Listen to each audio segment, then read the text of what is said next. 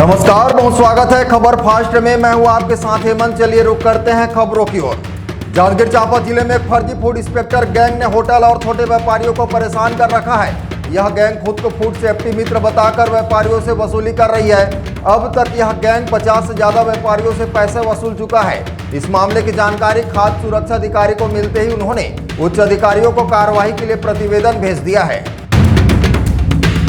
महासमुंद जिले के बसपा क्षेत्र में सोना चांदी चमकाने के नाम पर धोखाधड़ी करने वाले एक आरोपी को पुलिस ने गिरफ्तार कर लिया है।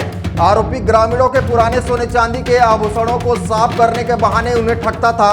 पुलिस ने आरोपी के पास से सोने चांदी के आभूषण, चमकाने का पाउडर, एक मोटरसाइकिल और नकदी रकम बरामद की है।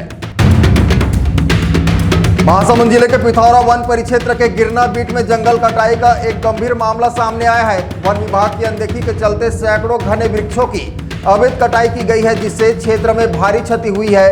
इस घटना के बाद वन विभाग में हड़कंप मच गया है। सारंगढ़ बिलायगढ़ जिले के खिचरी गांव के ग्रामीणों ने राज्योत्सव के अवसर पर अनोखी पहल की मिसाल पेश की है। शासकीय प्राथमिक विद्यालय खिचरी की 3 शिक्षिकाओं ने पूरे गांव में छत्तीसगढ़ स्थापना दिवस को विशेष रूप से मनाने का निर्णय लिया। उन्होंने गांव के सरपंच मनोहर पटेल, शाला प्रबंधन समिति और पालकों के साथ मिलकर इस कार्यक्रम की योजना बनाई, जिसे पूरे गांव में बड़े उत्साह के साथ मनाया गया।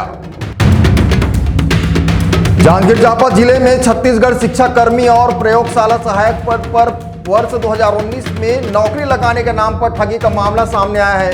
आरोपी शिक्षक मनमोहन सिंह ने सुलोचना बंजारे और कृष्ण कश्यप से 3 लाख रुपए की ठगी की थी। पुलिस ने आरोपी मनमोहन सिंह को गिरफ्तार कर न्यायिक रिमांड पर भेज दिया है। छत्तीसगढ़ के बिलासपुर जिले में अपनी दीदी के घर जाने निकली एक नाबालिग बालिका के लापता होने का मामला सामने आया है। पुलिस ने त्वरित कार्रवाई करते हुए जांच शुरू की और अंततः अपहरण के आरोपी 2 लोगों को गिरफ्तार कर जेल भेज दिया है। रायगढ़ जिले के तमनार थाना क्षेत्र में एक विकलांग ग्रामीण को शासकीय उचित मूल्य की दुकान से पिछले माह का चावल मांगना भारी पड़ गया। सोसाइटी संचालक ने चावल मांगने पर उसकी पिटाई कर दी।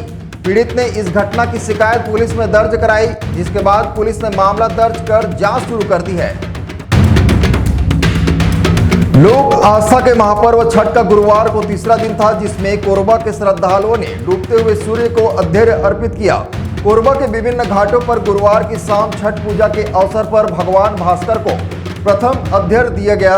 इस अवसर पर हजारों श्रद्धालु और उनके परिजन घाटों पर एकत्र हुए। महासमुंद जिले के सरायपाली क्षेत्र में प्रशासन द्वारा अवैध रेत परिवहन पर सख्त कार्रवाई की गई है। एसडीएम नम्रता चौबे के नेतृत्व में राजस्व विभाग की टीम ने 3 हाईवा और 8 ट्रैक्टर जब्त किए हैं, जो अवैध रूप से रेत का परिवहन कर रहे थे।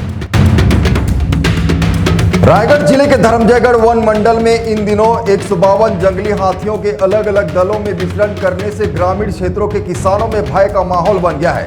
किसानों की धान की फसल लगभग तैयार है और हाथियों के रोजाना खेतों में पहुंचने से फसलों को भारी नुकसान हो रहा है। ग्रामीणों और किसानों में इस स्थिति को लेकर चिंता बढ़ रही है।